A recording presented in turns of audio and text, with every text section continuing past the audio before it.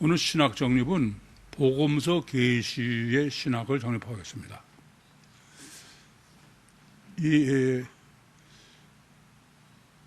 복음서 해석만큼 어려운 데가 없어요. 복음서의 배경은 주님이 이 땅에 오셔서 육신으로 사시다가 승천하신 때까지야, 돌아가시고. 그러니까는 복음서 내용은 당연히 주님의 공생의 사역 내용 자체죠. 그런데 어려운 거는 주님이 이 땅에 오신 목적이 복음서 자체의 계시로 보는 사람은 십자가에 죽으셔서 피를 흘려가지고 우리 죄를 사해서 구원하는 게 성육신하신 목적으로 이해하는 거예요. 그러니까 그런 사람은 당연히 주님이 공생의 사역에 주님의 삶이 중요한 거죠. 제자 훈련이요, 예수 꼴을 담자, 그런 얘기입니다. 그게 성경이 계시하는 거는 주님이 우리 죄를 사해서 뭐 시간과 공간과 대상을 초월하는 초적 능력으로 우리를 죄 사하에서 구원했다고는 전혀 계시하지 않아요. 주님이 십자가에 못 박혀서 피 흘려 죽으신 거로 우리 죄를 사해 주신 것에 유일한 거는 마태복음 26장 28절에 주님께서 내가 십자가에서 너의 사람의 죄를 사하기 위해서 죽으신다, 그건 맞다. 그런데 그 피는 무슨 피냐면은 언약의 피다. 보혈이 아니다 이겁니다. 언약의 피라는 말은 하나님이 약속을 하셨기 때문이야. 이건 하나님은 약속 하나, 예레미야서 31장 34절에 기록한 것처럼 하나님은 아무 무슨 피를 흘리거나 그런 거 없어도 하나님이 내가 너의 죄를 다 사하겠다 그러면 그냥 사해지는 거예요. 사해는 쪽의 마음이니까. 그런데 구약서부터 짐승의 피를 흘리는 것으로 그걸 가시적으로 한 거죠. 그래서 하나님이 우리 죄를 사하시는 걸 하셨다. 그건 짐승의 피가 깨끗해서가 아니고 능력이 있어서가 아니야. 하나님이 약속을 하셔서. 그와 마찬가지로 예수님께서 십자가에서 피를 흘려서 우리 죄를 사하시는 것은 하나님의 약속이다. 언약의 피지 그게 특별한 능력이 있는 건 아니다. 그게 전부입니다. 그런데 인간은 아담 후손이고 또 하나님의 형상대로 지음을 받아서 늘 자범죄에 대한 죄의식이 있어. 그러다 보니까는 주님이 이 땅에 오신 것이 모든 죄를 사하는 거로. 우리 사실 뭐 찬송가를 우리가 다 새로 할 수가 없어서 그냥 부르지만 찬송가의 내용은 거의 다가 피복음이에요. 사실 어처구니가 없는 거죠. 그러다 보니까 지난번에도 말씀드린 것처럼 성탄절이 중요한 거야. 육신으로 오신 것 자체가 중요한 거다 이겁니다. 또 부활절이 중요한 거예요. 십자가에서 죽으실 끝나면은 보혈의 능력이 증거되는 게 아니니까. 그래서 부활하신 것으로 십자가에서 죽으신 예수가 불사조다. 그래서 육신 자체의 부활로 이 다시 산 거로, 마치 나사로가 죽었다 산 것처럼. 그러나 성경이 계시하는 것은 예수님이 죽으신 적도 없고, 뭐 네 복음서 다 죽으셨다고 기록한 데 한 군데도 없어. 또 죽으신 일탈 사건을 생략한 데도 한 군데도 없습니다.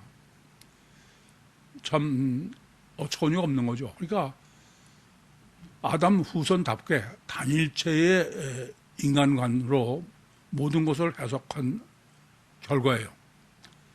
그러다 보니까 뭐 복음서를 어떻게 계시하시고 어떻게 기록했느냐 하는 문제는 아예 뭐 특별히 따로 계시했다는 사항은 전혀 없어. 제자들이 주님과 공생의 사역을 같이 다니면서 보고 기억한 거를 기록한 거다. 그래서 저는 그걸 자유신학이다 그렇게 얘기하고, 그건 성경을 하나님 말씀으로 보는 게 아니다 그렇게 단정을 하는데 대표적인 경우가 복음서 중에서 제일 먼저 기록된 게 그런 자유신학자들의 생각입니다. 마가복음이다. 왜냐하면 마가복음은 가장 양이 적어요. 근데도 마가복음이 사건이 제일 많이 수록돼 있어. 그래서 마가가 최초에 마가복음을 기록했고 나머지 세 사람은 마가복음을 기준으로 해서 그렇게 해서 또 성경을 썼다. 그게 그 공생의 사역에 대한 그 복음서의 저자요 내용으로 이해하는 것입니다. 그런데 중요한 것은 주님이 이 땅에 오신 목적이 육신을 입어서 우리 죄를 사하러 오셨느냐 아니면은 성령으로 거듭나서 우리를 구원하게 하시는 거냐. 절대적인 문제는 구원론 때문입니다. 그런데 이 죄 사한다는 문제는 그 자체로도 실제로 천국 구원을 위한 사역은 전혀 설명이 안 돼요. 왜 그러냐면은 자범죄야. 이 자범죄는 천국하고는 아무 상관이 없는 거예요. 이 땅에 우리가 인간적 관계에서 무슨 죄를 졌느냐. 그건 이 땅에서만의 문제지. 천국은 이 땅에서 우리가 짓고 싶은 죄는 하나도 질 수도 없어. 욥기 35장 5절부터 7절에 계시한 것처럼 야 너희들이 선하거나 의롭거나 악하거나 죄를 지는 게 도대체 하나님이 무슨 상관이냐. 그건 너희들 간의 문제뿐이지. 하나님은 아무 상관이 없는 거죠. 뿐만 아니라 천국은 영의 세계지 육의 세계가 아니에요. 천국에서는 천국에서 살 사람을 합당한 사람을 구원하는 거지 천국 아무 상관없는 사람을 구원하는 게 아니지 않습니까? 제가 그것을 미국 이민을 가려면 미국 법에 맞아야지 한국 법에 맞아서 되는 게 아니다. 그런 것처럼 천국에는 우리가 고민하는 자범죄는 지을래야 지을 수도 없는데요. 근데 그것을 이 땅의 육적 본능에 기준해가지고 그래서 이 땅에서 선하고 의롭게 살면은 뭐 천국 구원처럼 이게 제가 기독교를 고발한다는 그 고발 내용도 다른 거 아니에요. 아니 이 땅에서 우리가 선하게 의롭게 사는 게 천국 구원이라 그러면 그건 하나님은 없는 거다. 아니 인간을 창조해서 쓴 게 하나님이라는 게 우리 믿음인데 그 하나님이 선하고 의롭게 사는 게 구원이라 그러면 사람의 선하고 의로울 수 있는 능력이 있게 창조하셨어야 돼. 근데 인간은 선하고 의롭게 살 능력이 없어. 그런 사람한테 너희가 선하고 의롭게 살면 천국권이다. 그러면 그 하나님은 악질이야. 전혀 할 수 없는 거 해놓으시고선 그 구경하다가 너 의로운 천국권이다. 그게 하나님이 있는 겁니까? 도대체가 제가 보면 시작부터 끝까지 한 군데도 논리적으로나 뭐 이치적으로 어떤 거라도 맞는 게 아니에요. 그런데 참 이해가 안 될 정도로 구약이 그렇다 치더라도 신약에 와서도 2000년 동안 오직 자범죄를 해결하면 천국구원을 받는다. 그래서 그걸 위해서 주님이 이 땅에 오셨고 그래서 이 땅에서의 자범죄를 구원을 하러 오셨다는 종교적 논리라고 그러면 당연한 거죠. 그런데 그게 천국구원이라는 거야. 아니 피복음자들 이런 사람들이 천국구원이라고 자기 생각하지 세상구원이라고는 전혀 생각 안 해. 그 대표적인 것이 구원파입니다. 구원파라는 건 예수 피로 죄사함 받으면 천국구원은 아주 확신을 한다는 거야. 거기에 다 미쳐서 있어. 사람이 분별력을 잃고 이성을 잃으면은 그건 사람보다 더 짐승보다 더 악한 사람이 돼. 참 끔찍한 얘기입니다. 그래서 복음서의 계시가 문제가 되는 거예요. 도대체 복음서는 어떻게 기록이 됐느냐? 우선 그 복음서 계시의 신학은 복음서의 내용은 복음서의 내용이 뭐예요? 복음서의 내용은 주님의 공생의 사역이야. 공생의 사역이 복음서의 내용이죠. 그렇지 않습니까? 그런데 복음서의 계시는 어떠냐? 복음서의 계시는 주님이 돌아가시고 부활하신 후에 계시란 거야. 그건 아무리 마가가 기록했다고 하더라도 마가가 예수님이 공생의 당시에 기록한 건 전혀 아니에요. 주후 60년대나 70년대야. 그러면 내용은 주님의 공생의 당시의 내용인데 계시는 주님이 십자가시고 부활하신 다음에 계시한 거야. 이 점을 먼저 명확하게 아셔야 되겠어요. 그래서 마가의 마가의 기록으로 이해하려면은 최소한도 그것은 마가가 주님의 공생의 직후든지 공생의 당시든지 그래야지 이게 뭐 30년이 지나가지고선 더구나 직설법으로 계시하셨다. 제가 보면 그건 삼척동자도 도대체 믿을 수 없는 얘기예요. 그거를 꽤 이성이 발달했다 그러고 기독교의 대표적인 기라상 같은 신학자라는 사람들이 그게 마치 진리인 것처럼 이건 정말 평신도를 우롱하는 거예요, 그건. 그래서 저는 하나님이 지금 생각하면 특별히 섭리가 있어서 저를 택해 주셨지만은 이런 모순 때문에 도저히 전 그 교회에서 설교를 들을 수가 없어. 말도 안 되는 소리야, 내가 보면. 다른 사람들은 은혜 받았다고 난리고, 오죽하면 그전에도 말씀드렸지만, 제가 하도 평소 때 열심으로 봉사하고 그러니까, 그 교육부 전도사가 저한테, 최 집사님은 얼마나 목사님의 설교의 은혜를 받으셨냐? 어떻게 그렇게 그냥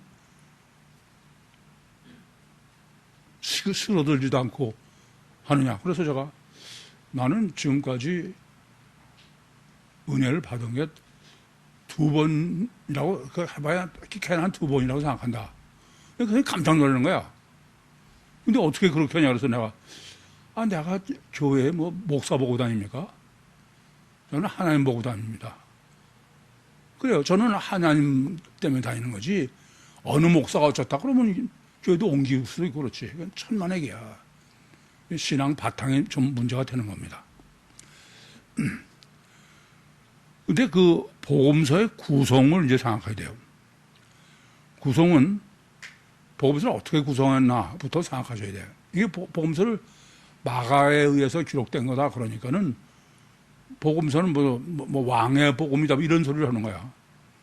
하나님은 복음서를 구성할 때도 성경적 신학, 복음서 해석의 절대적인 방법을 하신 거야. 그게 뭐냐면 신론적 구성이에요. 그러니까 성경을 저의 해석이에요. 저는 마태복음과 마가복음은 엘로힘적 계시다로 성경을 계시하셨다. 누가복음은 여호와적이다.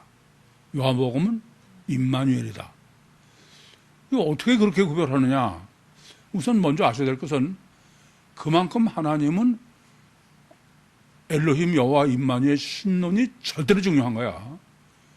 제가 여러 번 말씀드린 대로 하나님께서 제가 여호와의 의미가 뭘까를 고민 안 했으면 오늘의 구유복음은 없어요. 그게 아주 절대인 거야. 그래서 복음서 계시도 그 원칙, 성경 전체는 엘로힘 여호와 임마누엘 구성이니까. 그래서 그걸 어떤 기준으로 엘로힘 여호와 임마누엘이라고 하느냐? 나는 성경이 엘로힘 여호와 임마누엘이 절대이기 때문에 그렇다. 그거 아니에요. 복음서는 우선 기준이 있어. 변화산이죠. 변화산까지는 제가 무슨 믿음이라고 그래요? 등산 믿음이야. 그것은 엘로힘 쪽으로 주님이 메시아임을 증거하는 거예요. 거의 대부분의 기적이나 표적 사건은 변화산 전에 있습니다. 그리고 변화선 후는 여호와 쪽이다. 즉 이제 예수가 메시아임을 믿었냐? 그러면 이제 자기를 부인해라. 여호와 쪽이다. 그런 요한복음은 임마누엘이다. 영적이야. 그래서 거긴 변화선이 없어. 그래서 마태복음은 변화선이 17장에 있고 마가복음은 9장에 있어. 마태복음은 28장 중에 17장에 있고 마가복음은 16장 중에 9장에 있어요. 전부 등산 믿음에 치우쳐 있죠. 누가복음은 24장 중에 변화산이 9장이에요. 그러니까 등산보다 하산이 훨씬 길어. 요한복음은 등산이 없는 거예요, 아예. 그래서 요한복음 해석은 등산이 없는 것을 전제로 해석해야지. 그런데 주님이 예루살렘에 올라가셔서 그래서 성전 정화하는 사건이 있어요. 그 정화하는 사건이 요한복음은 제일 첫 번째 기록되어 있는 거예요. 그거는 다른 복음서는 예수님의 공세 끝에 있죠. 그러니까 임마누엘로는 변화선이 없는 거다. 그런 성경적인 구성을 놓고 성경 구성을 생각해야지. 이건 그냥 자기 보고 싶은 대로 그건 안 되는 겁니다. 어쨌든 이렇게 성경을 엘로힘 여호와 임마누엘로 구성해 놓으신 것은 엘로힘 여호와 임마누엘 신학은 절대야. 그게 아니면 전혀 성경을 해석할 수 없다. 그런 말씀이에요. 왜 그러냐? 엘로힘 여호와 임마누엘을 정립하지 않으면은 이사야서 7장 14절에 처녀가 잉태 아들 낳으리니 그 이름이 임마누엘이라. 지금도 아무 임마누엘은 단어 쓰지만 임마누엘 무슨 뜻인지 몰라요. 참 한심하지. 그러나 엘로힘은 천국의 객관적으로 보좌에 부동부러운 진리로 계신 하나님이 인간에게 실체임을 믿게 하시기 위해서 여호와로 계시하셨다. 실제로는 우리의 맞춤으로 여호와지만 그건 유일신이에요. 같은 시공을 초월하는데 뭐 천국에서 다 하실 수 있어. 근데 왜 이렇게 내려서 실제적인 관계, 예레미야서 31장 32절처럼 내가 너의 열조의 산을 젓고 애굽에서 나왔다. 그게 여호와를 계시한 가장 아주 명확한 계시일 거예요. 그러신 하나님이 왜 그러냐? 목적은 뭐냐? 임마누엘, 우리 안에 들어오시려고. 그러니까 하나님이 직접 인간 안에 들어오신다는 것을 성경 전체가 점진적으로 계시한 거예요. 그러니까 그렇게 해서 들어오신 결과가 복음서니까 당연히 복음서는 엘로힘 여호와 임마누엘의 방법으로 구성하시는 게 당연하죠. 그런데 이렇게 복음서는 주님이 이 땅에 육신으로 계시는 동안의 사역이 내용이 실제 사역인데, 근데 복음서가 계시한 천국 복음은 어떤 거냐?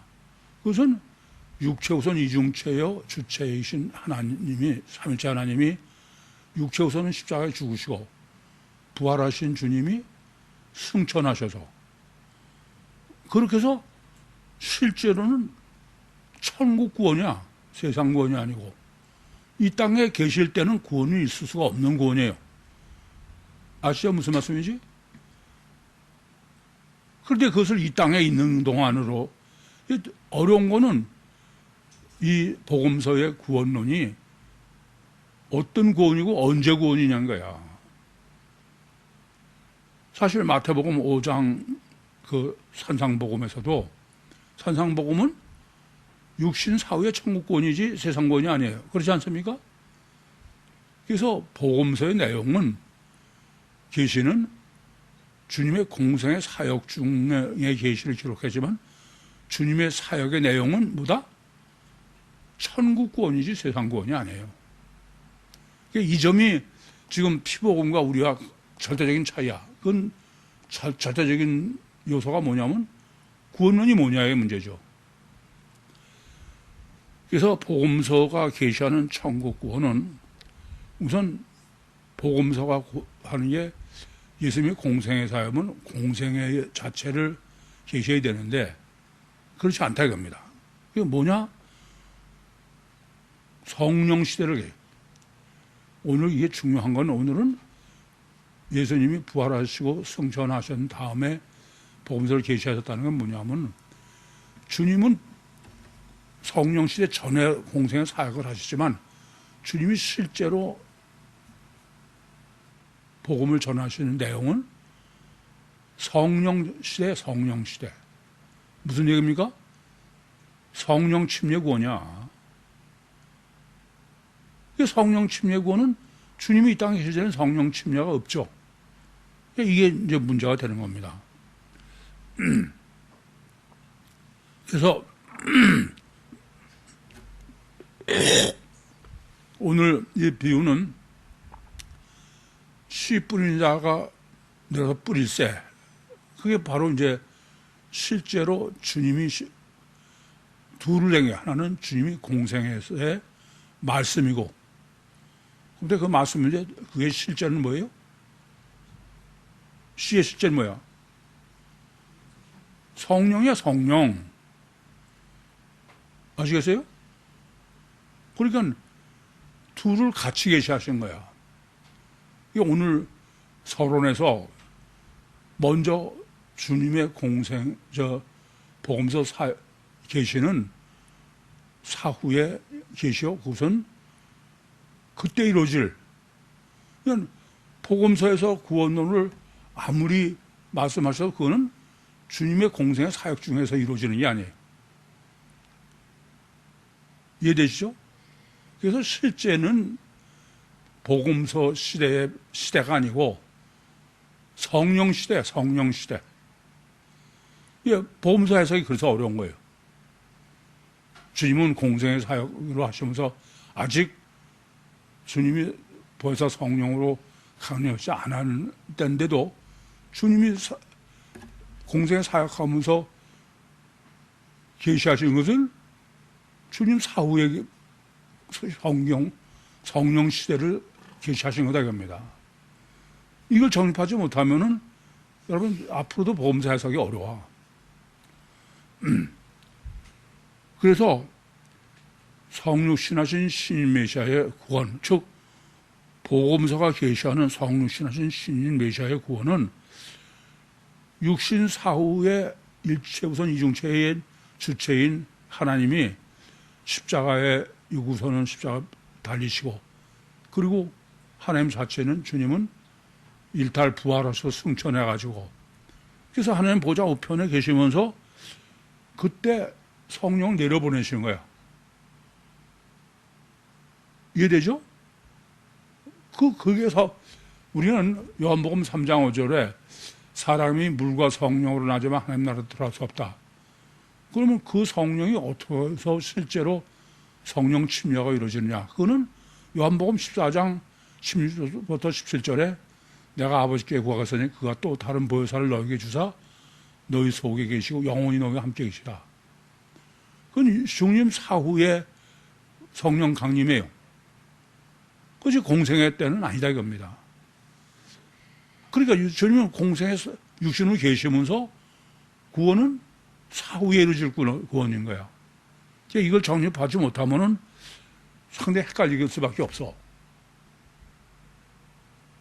그래서 보혜사 성령 임마누엘이요. 그거를 마태복음 5장 25절에는 길에서 사와는 길에서 육신으로 있을 동안에, 우리가 육신으로 있는 동안의 구원이지. 주님이 정말 어려운 거는 주님은 우리가 육신이 있을 동안의 성령 침례 구원이지 주님처럼 죽고 나서 구원이 아니야. 주님은 육신으로 있을 때에 우리의 실제적인 이중체를 계시하시고, 그리고 구원은 주님이 십자가에 죽으신 후에 보혜사 성령을 내려서 구원해요.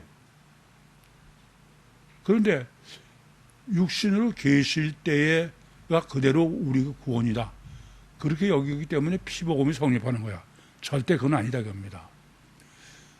그래서 요한복음 11장 25절에도 주님이 나는 부활이요 생명이니 나를 믿는 자는 죽어도 살고 무릇 살아서 나를 믿는 자는 영원히 죽지 아니하니라.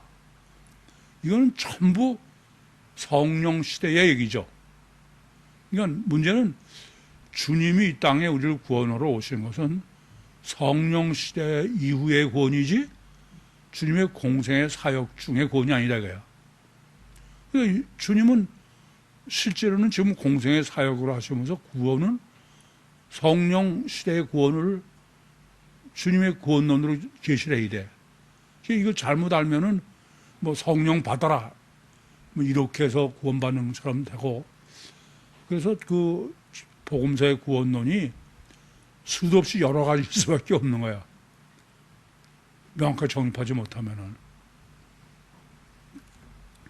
그래서 계속 강조하는 건 성경은 오직 성령이야. 성령의 역사로 복음을 깨닫고 성령의 역사로 신학을 정립하고 그렇게 해야 되는 거지. 내가 뭐 의지로 해봐야 그건 복음서는 아무리 가도 이건 해석이 안 돼. 이해가 안 돼. 그러니까 구유복음은 성령 침례 복음이야. 뭐 늘 다른 목사들도 그래서 설교를 할 때 결론은 요한복음 3장 5절 물과 성령으로 나지 않으면 하나님 나라에 들어갈 수 없다로.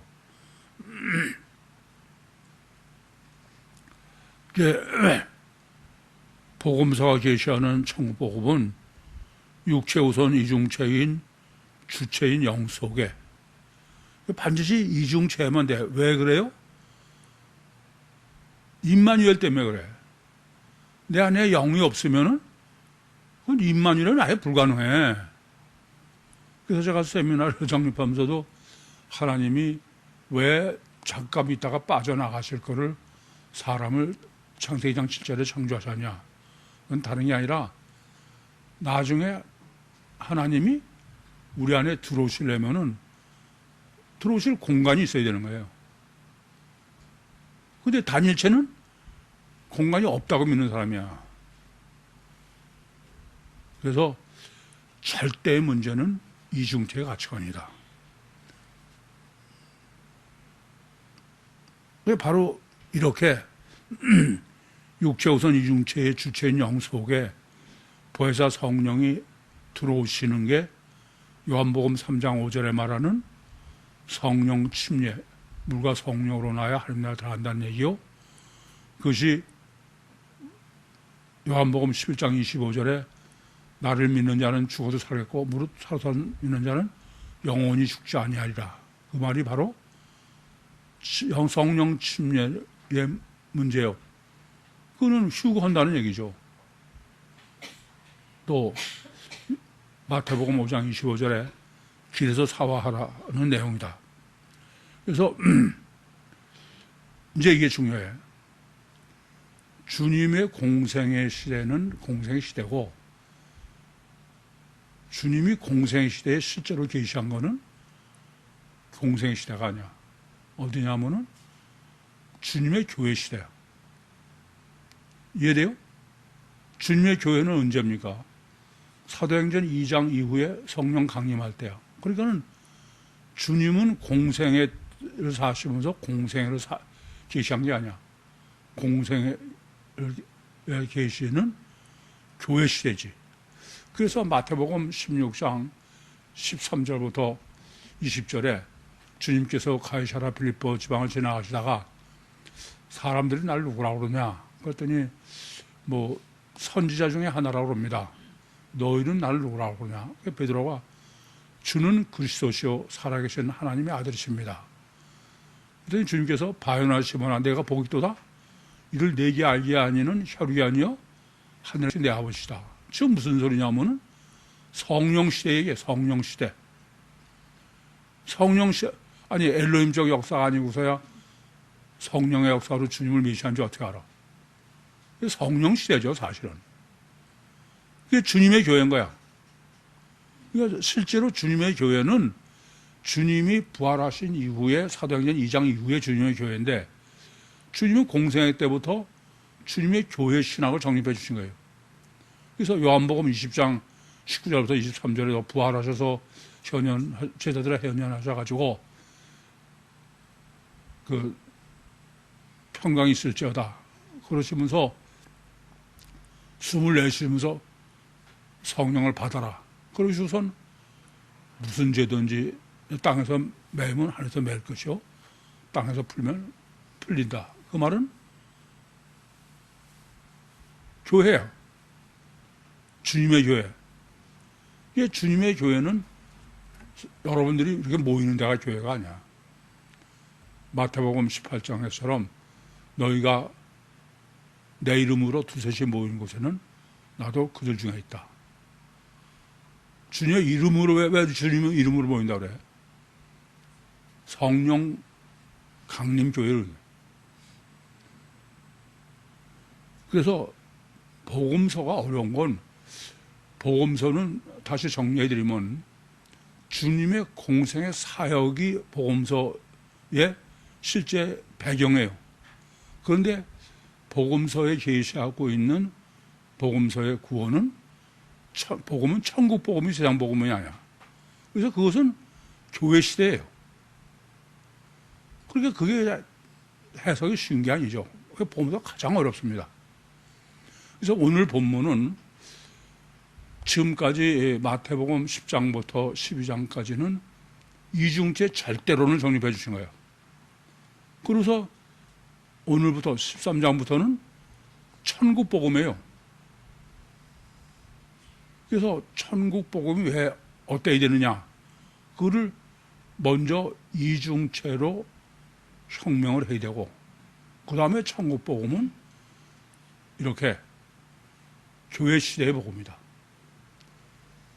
그래서 복음서를 해석하시는 데는 이 점이 굉장히 어려워. 그러니까 우선 6이 아니고 0이라는데 또 시간적으로도 교회 시대 공생의 때가 아니고 교회 시대라는 게 이런 점이 여러분이 충분히 이해하고 있어야 앞으로 씨 뿌리는 비유의 신학도 올바로 정립할 수 있는 거예요.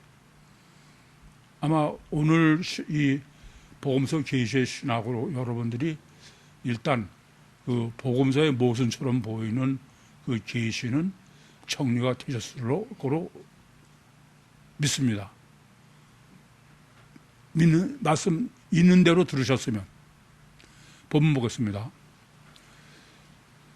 그날에 주 예수께서 집에서 나가사 바닷가에 앉으시니 그날에 그건 뭐 이미 말씀드린 대로 이것은 그 전이죠. 그러니까 지금 천국 씨 뿌리는 비유로 천국 복음을 말씀하시기 전에는 그 때를 중요한 건 종말 때에 천국 복음을 지금 이제부터는 천국 복음이야. 전파되기 전에 이중체로 가치관이 바꿔야 된다. 거기까지죠. 그걸 주님의 가족으로 완전히 정리해 주셨다. 주 예수께서 이 주 예수는 이중체 주님이다 이런 얘기죠. 이중체가 집에서 나갔다. 육체 우선 이중체 주체인 주님이 십자가에 못 박으시고 일탈하신 부활하신 바닷가에 앉으셨다. 40일 동안 이제 부활하셔가지고 보여주신 거죠. 서 계신 것이 아니고 앉아 계시다. 그냥 바닷가에서도 아니고. 뭐 이런 건 다 놓치시면 안 돼. 큰 무리가 그에게 모여들거늘 그는 배에 올라가 앉으시고 큰 무리는 온 무리는 해변에 섰더라. 앉았다 섰다를 헛헷갈리면 안 돼요. 그죠? 앉은 거는 그냥 계시하신 거나 이런 거 서 있다는 것은 일을 하는 거예요. 그래서 제가 2000년 교회, 피복음의 교회라고 그랬어요. 그리고 지금 무리를 2번 강조하는데 무리는 오크로스다. 단체 이전 번역의 원제. 비유로 여러 가지를 저에게 말씀하시되 가라사대 씨 뿌리는 자가 뿌려 나가서 비유다. 비유는 어떤 것을 비유해요? 두 사실이야. 천국에 있는 사실을 세상에 있는 사실로. 이해되죠? 이게 비유의 목적은 뭐예요? 실제를 하려고 그러지, 비유가 말장난 하려고 그러는 게 아니야. 천국에 보지 못하고 우리가 모르는 것을 어떻게 하면 실제로 알게 할까. 그러니까, 제가 오죽하면은 영성 세미나를 인도하면서도 그 분별력에서 가장 중요한 게 관념과 실제다. 이 실제가 아닌 것이 더 영향이 더 커. 참, 이거 참 심각한 문제야. 그래서 특별히 영의 실체로 계시한 것처럼 어떻게 하면 실제로 믿게 하려고 그러냐. 그 씨 뿌리는 분, 그래서 바로 영적 역사의 말씀의 역사를 실제로, 비유로, 그 중에 가장 완전한 방법이 농사, 누구나 상식으로 뭐 설명도 필요 없이 뻔히 아는 얘기로 이렇게 설정해 놓으신 거예요.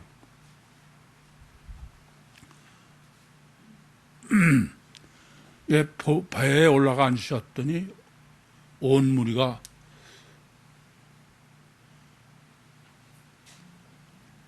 바닷가에 섰더라. 예, 쓴 사람은 뭐 하는 사람이에요? 일하는 사람이야. 그래서 2000년 교회라고 한 거예요. 비유로 여러 가지를 저에게 말씀하시되 가라사대 씨 뿌리는 자가 뿌리러 나가서 어디서 나갔어요? 천국에서. 그렇죠? 그러니까는 말씀도 되고 성령도 돼. 예, 이것은 말씀되고 성령이 된다고라는 것부터가 복음서 내용이 아니에요. 이건 이미 시작은 성령 강림 후에를 지금 말씀하시는 거지. 이해되시죠? 그러느라고 미리 서론에서 그걸 평범한 얘기 같은 것으로 준비시키신 거예요. 뿌릴새 덜었는 길가에 떨어짐에 새들이 와서 먹어버렸고. 뿌리다. 뿌리라는 건 그냥 우선 심는 때는 이런 거 있죠. 하나씩 심는 거예요. 그러니까 모내기 같은 거 보면 잘 알아. 모를 맨 처음에 뿌릴 때는 이게 흩어뿌려요. 훌훌 던져서. 우선 나중에 모내기 할 때는 하나씩 갖다가 꽂아서 심죠. 이게 지금 그냥 흩어뿌리는 예예요. 그래서 어떤 거는 길가에 여기저기 떨어졌다 그러죠. 이게 왜 이렇게 중요하냐. 이 흩어뿌리는 거는 케루소라고 하죠. 케루소. 하나님은 천국 복음을 설득하시지 않으셔. 선포하시는 거야. 그리고 들을 수 있는 자는 듣는 거예요. 그러니까 전적으로 우리 책임이야. 인격적 관계고. 그래서 씨 뿌리는 것을 이 농사하는 사람도 다 하는 거예요. 두 가지 방법이죠. 하나는 지금처럼 씨를 훌훌 이렇게 뿌려서 심는 경우가 있고, 또 하나는 하나하나 모내기 한 것처럼 꽂아 심는 게 있는데, 본문은 지금 흩뿌리는 거로. 이게 어떤 것은 길가에 떨어졌다. 그래서 새가 와서 먹어버렸다. 그건 아예 하나님은 심었지만 씨는 전혀 심겨지지 않은 거죠. 두 번째는 더러는 흙이 얇은 돌파에 떨어짐에 흙이 깊지 아니하므로 곧 싹이 나오되 돌밭에 떨어졌다. 그러니까 돌밭에 흙이 뭐 별로 없죠. 그래서 본문은 깊지 않아서 결국 뿌리가 없다 그런 얘기죠. 이거는 상당히 감성 주도적인 사람이죠. 이 복음을 전하면서 가장 어려운 중에 하나는 이 감성 주도적인 사람들이야. 이 사람들은 복음을 전하면은 그냥 은혜 받았다고 눈물 흘리고 펑펑 다 그래. 근데 돌아서면 아니야. 이런 사람이 제일 무서워.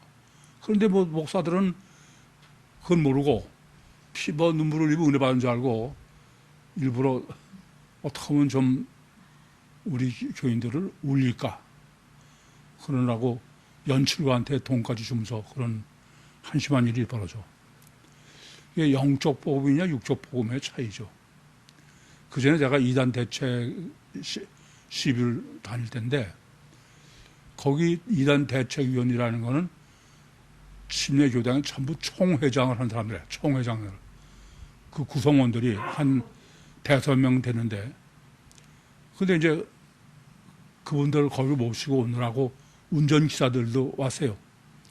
그래서 나는 이제 거기서 부를 때까지 대기하고 있는데 운전기사끼리 얘기를 하는 거야. 자기 교회는 1년을 넘어 다니는 사람이 거의 없대. 이구동성으로. 계속 바뀐다는 거야. 그러니까 목사가 그냥 계속 전도하고 그러면서 한쪽으로 계속 빠져나가고 거기에 뭐 뿌리가 있어야지 어디. 참 그러니까 교회는 천대에 목을 메고 별의별 짓을 다 해가지고 교회 묶어놓으라고 대추나무에 연 걸리듯이. 해가 돋은 후에 타져서 뿌리가 없음으로 말랐고. 아니 식물에는 가장 절대로 중요한 게 땅이고 그 다음에 물이죠. 그 다음에 햇빛이에요. 이건 절대야. 근데 오히려 해가 돋은 후에 씨가 없어서 말라서 타졌다는 거야. 성령 역사는 할 때이지 다른 데 성령 역사는 그건 안 되는 거야. 그래서 아무데나 전하면 안 돼. 전 이 구유복음 전하면서 아주 절실하게 느껴. 괜히 쓰잘데없는 사람, 내가 지금은 그런 소리 잘 안 합니다만은 그전에는요, 제 옆구리에 칼을 들이댈 사람은 이 복음을 모르는 사람이 아니야. 아무나 데려오지 말라 이거예요, 괜히. 여러분도 절실하죠? 더러는 가시떨 위에 떨어짐에 가시가 자라서 기운을 막았고, 이게 쓰레기 때문에 안 되지. 더러는 좋은 땅에 떨어짐에 100배 혹 60배 혹 30배 결실하느니라. 그러니까 많이 열리느냐 적게 열리느냐 알곡이 그런 차이지 다른 게 열리는 일은 없어. 아시겠어요?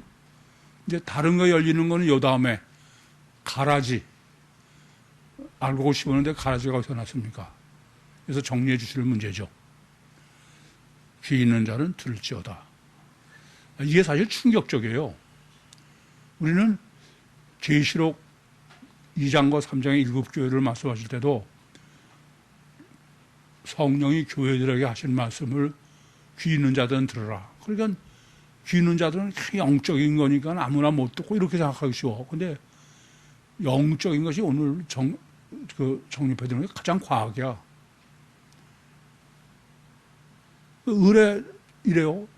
성경을 보려면 또 목사들이 그 짓을 하죠.